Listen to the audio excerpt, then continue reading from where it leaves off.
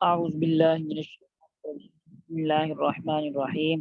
لیس البر ان تولوا وجوہکم قبل المشرق والمغرب، نیکی نہیں ہے یہ ان تولوا وجوہکم کہ تم کرو اپنے چہروں کو قبل المشرقی مشرق کی طرف، قبل کا مطلب ہوتا ہے کی طرف، مشرقی مشرق کی طرف، والمغربی اور مغرب کی طرف، ولکن البر اور لیکن نیکی تو یہ ہے من آمن باللہ جو ایمان لائے اللہ پر، والیوم الآخری اور آخرت کے دن پر، والملائکتی اور فرشتوں پر، والکتابی اور کتابوں پر، والنبی والنبیین اور پیغمبروں پر، وآت المال اور اپنا مال دے علی حبہ اس کی محبت پر، ذوی القربہ رشتہ داروں کو، والیتامى یتیموں کو، والمساکین اور محتاجوں کو، وابن السبیل اور مسافروں کو، والسائلین اور مانگنے والوں کو، وفی الرقاب اور گردنیں چھڑانے میں یعنی غلام آزاد کروانے میں، واقام الصلاۃ اور نماز ادا کرے، نماز قائم کرے، وآت الزکاۃ اور زکوٰۃ ادا کرے، والموفون بعہدہم اور پورا کرنے والے اپنے عہدوں کو، اذا عاہدوا جب وہ عہد کرتے ہیں، والصابرین فی البأساء اور صبر کرنے والے فی البأساء سختی میں، والضراء اور تکلیف میں، وحین البأس اور لڑائی کے وقت، بأس کہتے ہیں لڑائی کو جنگ کو، ضراء یہ کہتے ہیں تکلیف، بأسا یہ سختی، اولئک الذین صدقوا یہی لوگ ہیں سچے، واولئک هم المتقون اور یہی لوگ ہیں تقوی اختیار کرنے والے۔ ان آیات مبارکہ کے اندر بھی عاقب بھائی اور عدنان بھائی ذرا غور کیجئے گا کہ ایک تو وہی یہودیوں کی طرف سے جو اعتراض تھا نا تحویل قبلہ کا، اس کا جواب دیا گیا تھا پہلے، اور یہاں پر بھی پھر اسی کے مزید تاکید کی جا رہی ہے کہ تم لوگ تو بس اس کے پیچھے پڑے ہوئے ہو جہاد کی طرف، تو یاد رکھیے کہ جہاد کوئی مقصود چیز نہیں ہے، بلکہ جہاد تو جس جہاد بھی نماز رخ کرے گا اللہ تعالیٰ اس جہت موجود ہیں، یہ تو اللہ تعالیٰ کا ایک حکم ہے کہ اس جانب رخ کرو، اس لیے اس جانب رخ کیا جاتا ہے بیت اللہ کی جانب، وگرنہ اللہ تعالیٰ تو کوئی کسی خاص سمت میں نہیں ہے بلکہ وہ تو ہر سمت میں موجود ہیں، اس لیے یہ کوئی قابل اعتراض بات نہیں ہے، بلکہ نیکی تو یہ ہے، مطلب یہ ہے کہ کسی طرف رخ کرنا یہ فی نفسی ہی نیکی نہیں ہے، بلکہ نیکی اصل اللہ تعالیٰ کا حکم ماننے میں ہے۔ ہاں جی عاقب نذیر کیا کہنا چاہ رہے ہیں؟ سر میں یہ بتانا چاہ رہا تھا کہ جو آپ نے ہمیں ٹاسک دیا تھا کہ یہ پڑھ کے نا سر اس کے مطابق تھوڑا سی رہنمائی کر دیجیے۔ ہاں جی پڑھ کے آئے ہیں وہ یہ سر پڑھا ہے کیا پڑھا ہے؟ سر میں نے وہ تحویل قبلہ والا بھی پڑھا ہے، اور اولا تقولوا لمن یقتل والی جو آیات ہے اس کا مفہوم بھی پڑھا ہے۔ ٹھیک ہے اس میں سر جو مجھے بات سمجھ آئی ہے وہ یہ ہے کہ عالم برزخ جو ہے اس میں ایک حیات کو بتایا گیا ہے کہ وہ حیات کیسی ہے۔ وہ حیات ایک تو عام خاص و عام کے لیے ہے جو ہر مطلب کہ پرہیزگار اور گنہگار کے لیے ہے، اور ایک جو ہے اس میں درجہ شہداء کا ہے، جس طرح کہ انہوں نے مثال دی ہوئی ہے کہ پاؤں کے میں انگلیوں کی نسبت ایڑی میں جو ہے وہ زندگی کے جو آثار ہیں وہ تھوڑے کم ہیں۔ اسی طرح انہوں نے بتایا ہوا ہے کہ جو عام مردے ہیں ان کی نسبت شہداء کو مردہ کہنا غلط بات ہے، گو کہ وہ اس ظاہری دنیا سے چلے گئے ہیں اور ان کی بیویاں اور ان کا اموال جو ہے وہ تقسیم ہو جاتے ہیں، لیکن ان سے بھی ایک اوپر درجہ ہے وہ ہے انبیاء کا۔ انبیاء کی سرنا تو ازواج سے ان کی وفات کے بعد نکاح کیا جاتا ہے، اسی طرح قرآن مجید کی سورۃ احزاب میں فرمایا گیا کہ النبی اولیٰ بالمؤمنین من انفسہم وازواجہ امہاتہم، یعنی کہ ماؤں سے تشبیہ دی گئی ہے کہ ان کی بیویاں جو ہیں وہ ہماری مائیں ہیں، اور یہ فرق تھوڑا سا بتایا گیا عالم برزخ میں شہداء کا جو ہے وہ کیا رتبہ اور کیا مقام ہے۔ اس کے بعد ان کے جسد خاکی کے بارے میں پڑھا ہے کہ وہ جو ہے عام انسان کی طرح زائل نہیں ہوتا جلدی. اگر ہو جائے تو اس میں جو حدیث میں بشارت دی گئی ہیں کہ ان کا جسم جو ہے اس کو مٹی نہیں کھاتی. اگر کھا جائے تو سب سے پہلی بات یا تو شہید کی جو نیت ہے وہ بہتر نہیں ہوگی, یا پھر جو مٹی کی میں اور اجزاء جیسے دانتیں ہیں وہ کھا جائیں تو اور بات ہے. اس طرح یہ حدیث جو ہے اس پر اعتراض نہیں بن سکتا. جی سر, ٹھیک ہے, مجھے یہ باتیں بہت سمجھ اچھے, آئی. مجھے بالکل ٹھیک سمجھ آئی ہیں آپ کو کہ شہداء کی حیات سے یہاں تک انبیاء کی حیات بھی ثابت ہو رہی ہے کہ انبیاء بھی اپنی قبروں میں زندہ ہیں. دیکھیں نا, جو مقتدی ہے, ایک امتی ہے, اس کو شہادت مل رہی ہے نبی کے طریقے پہ چل کے. تو جب جس کے طریقے پہ چلنے سے شہادت کی ملی ہے اور اتنا بڑا مقام ملا ہے, تو خود اس کا کتنا مقام ہوگا, ظاہر بات ہے پھر اس سے تو بڑھ کر ہی مقام ہے نا ان کا. تو اس لیے اگر ان کو حیات حاصل ہے تو ان سے اعلیٰ حیات انبیاء کو حاصل ہے. سمجھ آ گئی ہے جی؟ سر یہ جو 3 عالم ہیں ان کے بارے میں تھوڑا رہنمائی فرمائیے گا. عالم رواح, عالم دنیا اور عالم برزخ. عالم دنیا یہی جو زندگی ہے دنیا کی, اس کو عالم دنیا کہتے ہیں. عالم برزخ جو ہے وہ قیامت اور دنیا کے درمیان جو انسان کو قبر میں دفن کر دیا جاتا ہے, اب قیامت تک کا جو زمانہ ہے اس میت کے لیے, وہ اس کے لیے عالم برزخ ہے. ٹھیک ہے. اور یس سر. عالم آخرت جو ہے وہ قیامت ہے, جب اٹھایا جائے گا لوگوں کو قبروں سے, وہ عالم میں سر قیامت ایک بات سمجھ نہیں آتی ادھر. ہے. سر کئی جو علماء ہیں وہ بتاتے ہیں لوگوں کو کہ جناب تم نے اگر اس کا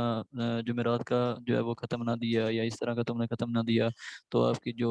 روحیں چلی گئی ہیں اس دنیا سے وہ آپ کے منیروں پہ آ جاتی ہیں. یہ جو سر دیواریں آتی ہیں نا ہماری چھتوں کی, سر وہ کہتے ہیں کن میں آ جاتی ہیں. لیکن سر عبدالرحیم صاحب نے کچھ رہنمائی فرمائی تھی, اور اس بارے میں کچھ آپ بھی فرما دیجیے گا کہ یہ کیا معاملہ ہے. یہ حقیقت سے اس کا کوئی تعلق تو نہیں ہے, لیکن پھر بھی سر یہ کیوں لوگ باتیں کرتے ہیں. بس اصل میں جو میری ناقص رائے ہے نا وہ یہ ہے کہ کچھ لوگ جو ہیں ایسے مولویت کا لبادہ اوڑھ لیتے ہیں جو مال و اسباب سے عاری ہوتے ہیں, تنگ دست ہوتے ہیں, اور ان کے جی اندر سر. لالچ غالب آ جاتا ہے. تو وہ لوگ جو ہے, اور عوام کا بھی اس میں قصور ہے کہ وہ علماء پہ خرچ نہیں کرتی, مولویوں کو خرچہ نہیں دیتے جناب. وہ پھر اس طرح کی باتیں ایجاد کرتے ہیں کہ جناب خرچ کرو وگرنہ وہ روحیں یہاں بنیروں پہ آ جائیں گی اور تم سے مطالبہ کریں گی. روحیں گھروں میں آتی ہیں اور دیکھتی ہیں کہ انہوں نے ہمارے لیے کیا پکایا ہے کیا نہیں پکایا. تو یاد رکھیے ان کا قرآن و حدیث سے کوئی تعلق نہیں ہے ان باتوں کا, جی شکریہ یہ بہت. خود اختراع کرتا ہے اپنی. سر یہ مجھے عدنان 3 بھائی کیا عالموں کے کہہ رہے ہیں؟ بارے. سر یہ جو لوگ ارواح دیتے ہیں, ارواح اس کے بارے میں کچھ بتا دیں. اور یہ ارواح جو ہے یہ کوئی سنت اور فرض یا واجب طریقہ نہیں ہے, یہ بھی ایک رسم ہے. وگرنہ تو ثواب جس وقت کسی نے پکایا ہے نا, مطلب یہ ہے کہ آپ نے کھانا بنایا ہے, اس کی جو نیت ہے نا آپ کی, اس پر آپ کو ثواب مل گیا. مطلب یہ ہے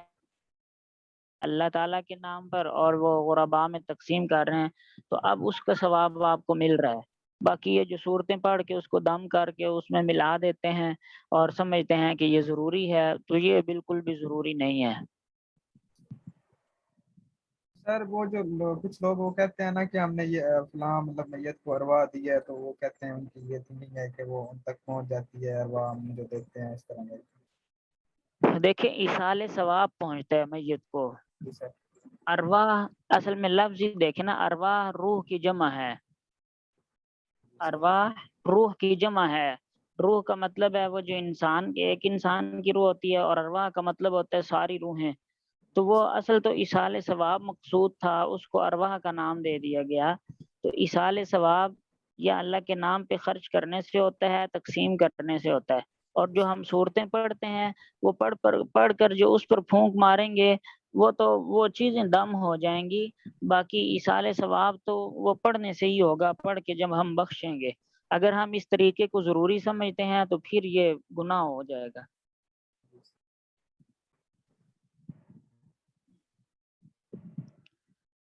سمجھ آئی؟ یس سر. آپ چلیں ٹھیک ہے جی، آگے دیکھیے، یا ایھا الذین آمنوا کتب علیکم القصاص فی القتلی، اے ایمان والو، کتب علیکم القصاص، فرض کیا گیا تم پر قصاص، برابری، فی القتلی، مقتولوں کے بارے میں، الحر بالحر، آزاد کے بدلے آزاد ہے، والعبد بالعبد، اور غلام کے بدلے غلام، والانثی بالانثی، اور عورت کے بدلے عورت، فمن عفی لہ من اخیہ شیء، پھر جس کو معاف کیا جائے، فمن، پھر جو شخص، عفی لہ، کہ اس کو معاف کر دیا جائے، من اخیہ، اس کے بھائی کی طرف سے، شیء، کچھ چیز،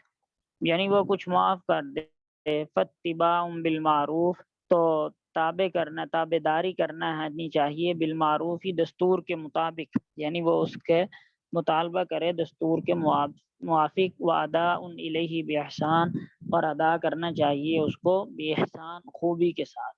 ذالک تخفیف من ربکم ورحمہ، یہ آسانی ہے تمہارے رب کی طرف سے، ورحمت، اور مہربانی ہے، فمن اعتدى بعد ذالک، پھر جو کوئی زیادتی کرے، بعد ذالک، اس فیصلہ کے بعد، فلہ عذاب علیم، تو اس کے لیے ہے عذاب دردناک، وَلَكُمْ فِي الْقِصَاصِ حَيَاتٌ، اور تمہارے لیے قصاص کے اندر حیات، بڑی زندگی ہے، یا اولی الالباب، اے عقل مندو، لعلکم تتقون، تاکہ تم بچتے رہو۔ ان آیات مبارکہ کے اندر بھی دیکھیے قصاص کا حکم بتلایا گیا ہے۔ قصاص کے لفظی معنی تو ہیں برابری، مماثلت کے، اور اصطلاح شرع میں قصاص کہا جاتا ہے کہ قتل کرنے اور زخم لگانے کی اس سزا کو جس میں مساوات اور برابری کی رعایت کی گئی ہو، اور جان بوجھ کر قتل کیا جائے کسی آہنی ہتھیار سے کسی کو، یا ایسی چیز سے جس سے گوشت وغیرہ کاٹ کر خون بہایا جا سکتا ہے، اس سے قتل کیا جائے تو پھر قصاص ہوتا ہے، یعنی جان کے بدلے جان لینا۔ ایسے ہی قتل کے جرم کے ساتھ یہ مخصوص ہے، اور لیکن یہ یاد رکھیے کہ ورثاء کو اختیار نہیں ہے کہ وہ پکڑ کے خود ہی قتل کر دیں، بلکہ حکومت وقت، یعنی یہ جو وقت کا قاضی ہے، وہ قصاص دلواتا ہے، وہ ان پہ قصاص کا حکم نامہ جاری کرے گا،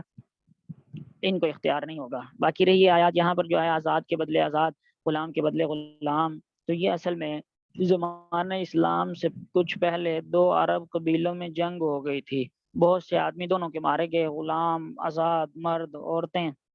ابھی ان کے معاملہ صاف نہیں ہوا تھا، صلح نہیں ہوئی تھی کہ اسلام شروع ہو گیا، اسلام کا زمانہ، تو یہ دونوں قبیلے اسلام میں داخل ہو گئے۔ اسلام لانے کے بعد اپنے مقتولوں کا قصاص لینے کی گفتگو ہوئی نا، تو ایک قبیلہ جو شان و شوکت والا تھا وہ کہنے لگا کہ ہم اس وقت صلح کریں گے جب ہمارے غلاموں کے بدلے تمہارے آزاد آدمی اور ہماری عورتوں کے بدلے تمہارے مرد قتل کیے جائیں۔ تو اللہ تعالیٰ نے قرآن کریم کے ذریعے ان کے اس دعویٰ کی تردید کی کہ ایسا نہیں ہوتا کہ جناب ایک غلام کے بدلے میں تم آزاد قتل کر دو، بلکہ جس نے قتل کیا ہے وہی، چاہے وہ آزاد ہے، چاہے وہ غلام ہے، چاہے وہ مرد ہے یا عورت ہے، اس نے جس کو قتل کیا ہے اس کے بدلے اسی کو قتل کیا جائے گا۔ یہ نہیں ہوگا کہ قتل تو کسی نے کیا ہے اور اس کے بدلے میں قصاص کسی اور سے لے لیا جائے، ایسا نہیں ہوگا۔ اور دوسری یہ بات یاد رکھیے کہ ورثاء میں سے سارے ورثاء کا حق ہوتا ہے قصاص، اگر کوئی ایک وارث بھی معاف کر دے تو پھر قصاص ختم ہو جاتا ہے، اب دیت آ جاتی ہے کہ وہ جو قاتل ہے وہ دیت دے گا، اور دیت شریعت میں کتنی ہے؟ ایک آدمی کے قتل کی دیت جو ہے وہ 100 اونٹ ہے، یا 1000 دینار ہیں، یا 10,000 درہم ہوتے ہیں۔ ٹھیک ہے جی۔ کتب علیکم اذا حضر احدکم الموت، فرض کیا گیا تم پر جب حاضر ہو کسی کو تم نے موت، ان ترک خیرا الوصیہ، بشرطے کہ چھوڑے کچھ مال تو وصیت کرنا واجب ہے، للوالدین، والدین کے لیے، والاقربین، رشتہ داروں کے لیے، بالمعروف، دستور کے ساتھ، حقا علی المتقین، یہ حکم لازم ہے پرہیزگاروں پر۔ فمن بدلہ بعد ما سمعہ، پھر جو کوئی بدل ڈالے وصیت کو بعد ما سمعہ، اس کے سننے کے بعد، یعنی میت وصیت کر رہی ہے اور وہ بیمار آدمی وصیت کر رہا ہے، اور اس کے مرنے کے بعد جناب یہ جو جس کو وصیت کی تھی وہی بدل دے وصیت کو۔ تو فرماتے ہیں اللہ تعالیٰ فإنما اسمہ علی الذین یبدلون، تو اس کا گناہ انہی پر ہوگا جنہوں نے اس کو بدلا ہے۔ ان اللہ سمیع علیم، بے شک اللہ تعالیٰ سننے والا جاننے والا ہے۔ فمن خاف من موسن، پھر جو کوئی خوف کرے من موسن وصیت کرنے والے کی طرف سے، جنفن طرف داری کا، او اسمن یا گناہ کا، فاصلح بینہم تو صلح کروا دے ان کے درمیان، فاصلح پھر صلح کروا دے، بینہم ان کے درمیان، فلا اسم علیہ تو اس پر کچھ گناہ نہیں۔ ان اللہ غفور الرحیم، بے شک اللہ تعالیٰ بخشنے والے ہیں رحم کرنے والے ہیں۔ مطلب یہ ہے کہ یہ آیت پہلے تھی جب آیت میراث جس میں تمام ورثاء کا حصہ متعین کر دیا ہے، اس آیت کے نزول سے پہلے یہ حکم ضروری تھا کہ آدمی مرنے لگے تو اپنے والدین کے لیے رشتہ داروں کے لیے وصیت کر جائے تاکہ ان کو فائدہ ہو۔ لیکن جب آیت میراث آ گئی ہے تو اس وقت کے بعد یہ حکم منسوخ ہو گیا، یعنی وصیت اب واجب نہیں رہی۔ البتہ یہ ہے کہ اب بھی اگر کوئی وصیت کرنا چاہے تو 1/3 سے زیادہ کی وصیت نہیں کر سکتا، اور 1/3 سے زیادہ اگر کرنا چاہتا ہے تو ورثاء جو ہیں ان کی اجازت کے ساتھ کر سکتا ہے وصیت کسی کے لیے۔ اور دوسری بات یہاں پر یہ سمجھ لیجئے کہ اگر وصیت کرنے والا یعنی مرنے کے قریب ہے وصیت کر رہا ہے، اس میں فرمایا کہ اگر وہ کسی کی طرف داری کر رہا ہو نا، اور اس کو زیادہ مال دے رہا ہو یا کسی کو نقصان پہنچا رہا ہو یا کسی کو محروم کر رہا ہو وراثت سے، تو یہ جو وصیت سننے والا ہے یہ اس کے اچھی اچھی باتیں بتا کے، دین کی باتیں بتا کے، اس کا دل نرم کروا کے، ان کی صلح کروا دے کہ اس کو حصہ برابر مل جائے، تو کہتے ہیں فلا اسم علیہ، تو اس پر کوئی گناہ نہیں ہوگا اس صورت میں کہ اس نے وصیت تبدیل کروائی ہے، بلکہ اس کو اجر ملے گا کہ اس نے اس کو گناہ سے بچا لیا۔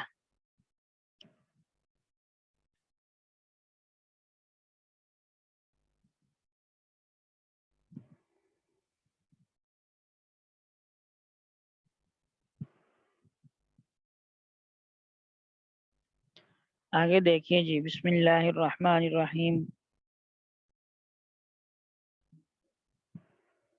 یا ایہا الذین آمنوا کتب علیکم الصیام، اے ایمان والو، کتب علیکم الصیام فرض کیے گئے ہیں تم پر روزے، کما کتب علی الذین من قبلکم جیسے کہ فرض کیے گئے تھے ان لوگوں پر جو تم سے پہلے تھے، لعلکم تتقون تاکہ تم پرہیزگار ہو جاؤ، ایاما معدودات چند روز ہیں گنتی کے، فمن کان منکم مریضا پھر جو کوئی تم میں سے بیمار ہو، او علی سفرین یا سفر پر ہو، فعدۃ من ایام اخر تو وہ گنتی کرے دوسرے دنوں سے، یعنی تو اس پر گنتی ہے دوسرے دنوں سے،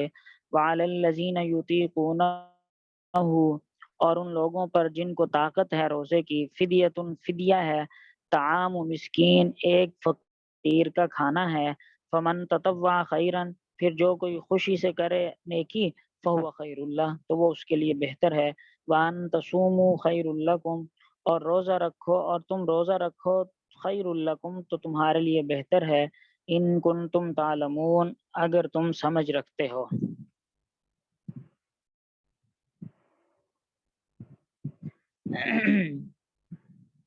یہاں پر یہ یاد رکھیے کہ یہ روزے سے متعلقہ ہے کہ روزہ جب فرض ہوا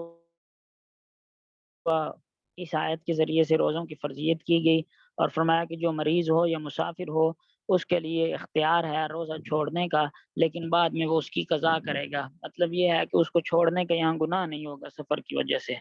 اور تیسری بات یہ بتائی کہ وعلی الذین یطیقونہ جن میں روزے کی طاقت ہے وہ فدیہ دے سکتے ہیں،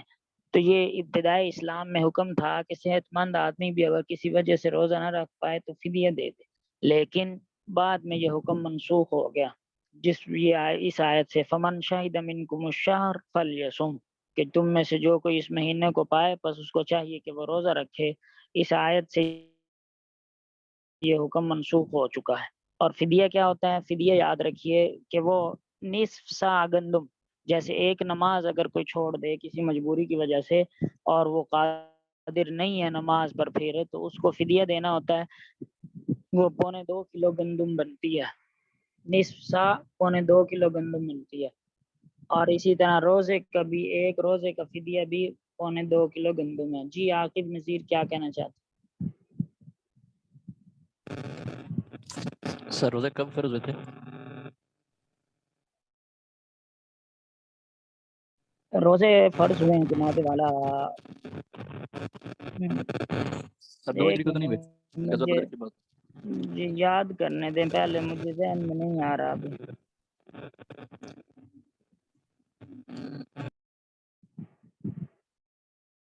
سر 2 ہجری کو نہیں ہوئے تھے؟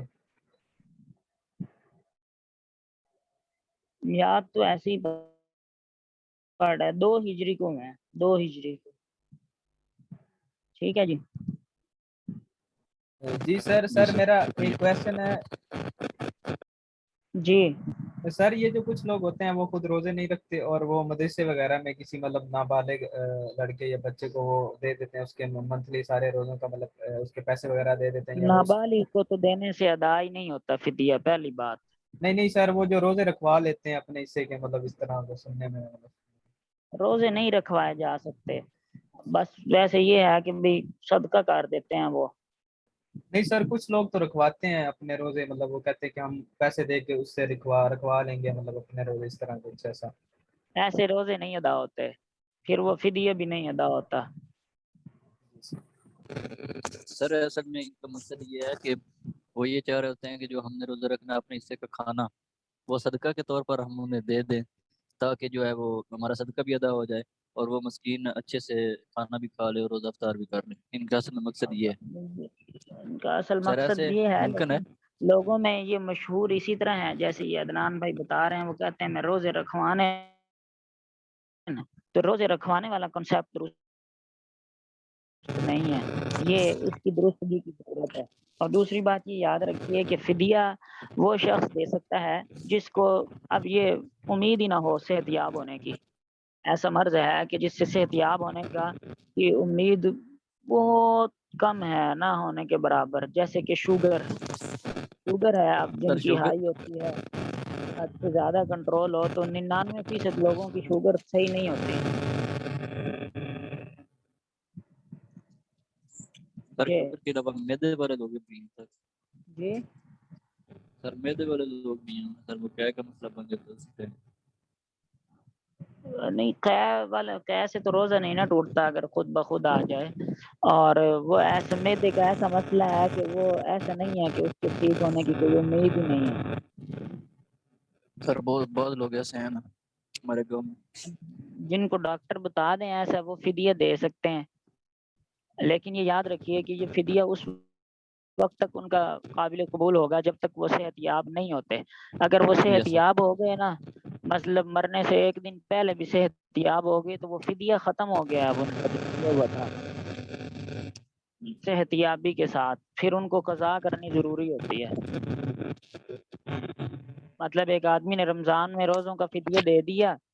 اور جناب 1-2 ماہ بعد وہ ٹھیک ہو گیا، ہٹا کٹا ٹھیک ہو گیا، تو اب اس کا فدیہ ختم ہو جائے گا، تو وہ روزے جو ہے نا وہ دوبارہ قضا کرے گا۔ سمجھ آ گئی ہے؟ سر اصل میں بات یہ ہے کہ مطلب کہ ایک بندہ ہے وہ روزہ رکھتا ہے، ایک دو روزہ رکھتا ہے، مطلب وہ چیک تندرست رہتا ہوں جی سر، باوجود اپنی کوشش کے سر ایک بندہ مطلب سر یہ ہے کہ ایک بندہ ہے وہ روزہ رکھتا ہے ہاں جی، اور یہ چیک کرنے کے لیے کہ آیا میں تندرست ہی رہتا ہوں یا مجھے بیماری جو ہے وہ زور کر دیتی ہے، لیکن سر بیماری جو ہے وہ زور کر دیتی ہے، صحت یابی جو ہے وہ نہیں رہتی، نہ ہی صحت اس کی بات رہتی ہے، اور سر وہ باوجود میڈیسن لینے کے صحت یاب نہیں ہوتا۔ جی ہاں، سر اس بار میں وہ کیا فدیہ دے سکتا ہے، لیکن وہ اس کا فدیہ وہی ہے کہ جناب جب صحت یاب ہو گیا اگر، تو پھر وہ روزے رکھے گا، قضا کرے گا ان کی۔ سر فی روزہ نصف سا گندم ہے نا؟ ہاں جی، فی روزہ نصف سا گندم ہے۔ لیکن سر جس کو یہ استطاعت ہو ہی نہیں، مطلب وہ فدیہ بھی نہ دے سکتا تو پھر ظاہر بات ہے وہ توبہ استغفار کرے، اللہ سے معافی مانگے۔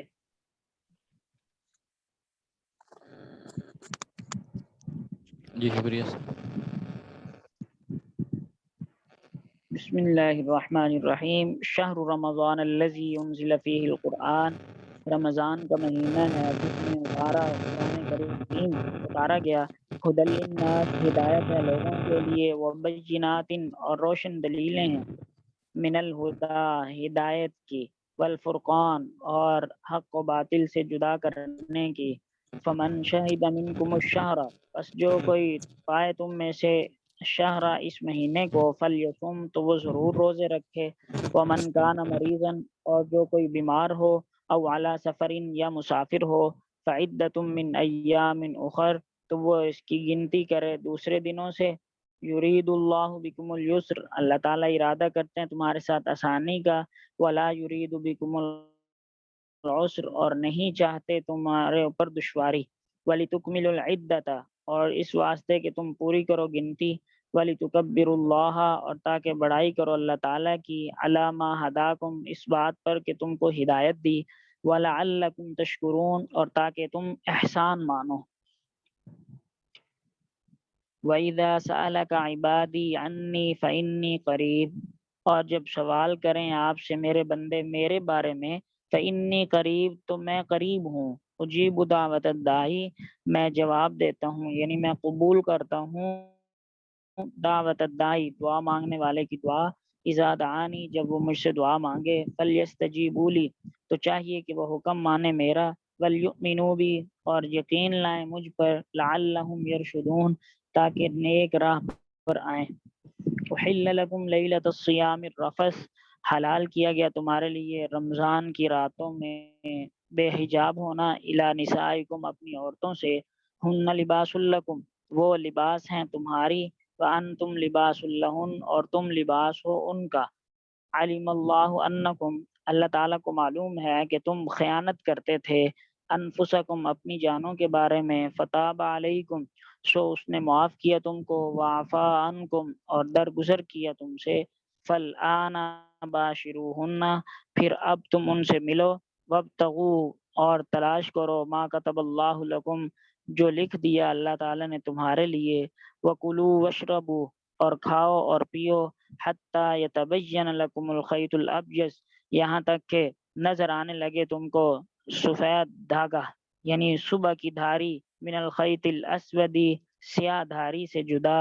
من الفجر صبح کے وقت، ثم اتموا الصیام الی اللیل پھر پورا کرو روزوں کو رات تک، ولا تباشروہن اور نہ ملو عورتوں سے، وانتم عاکفون اس حال میں کہ تم اعتکاف کرو، فی المساجد مسجد میں یعنی اعتکاف میں عورتوں سے نہ ملو، تلک حدود اللہ یہ اللہ تعالیٰ کی حدیں ہیں، فلا تقربوها ان کے قریب مت جاؤ، کذالک یبین اللہ اسی طرح بیان فرماتے ہیں اللہ تعالیٰ آیاتہ اپنی آیتیں، للناس لوگوں کے لیے، لعلہم یتقون تاکہ وہ بچتے رہیں۔ سمجھ آ گئی ہے جی؟ اس کی کچھ تفصیل رہ گئی ہے جو آج آیات پڑھی ہیں نا، یس سر۔ تفصیل وہ انشاءاللہ تعالیٰ جو ہے نا، اس موبائل کی بیٹری آج لو ہو گئی ہے مجھے پتہ ہی نہیں چلا، تو وہ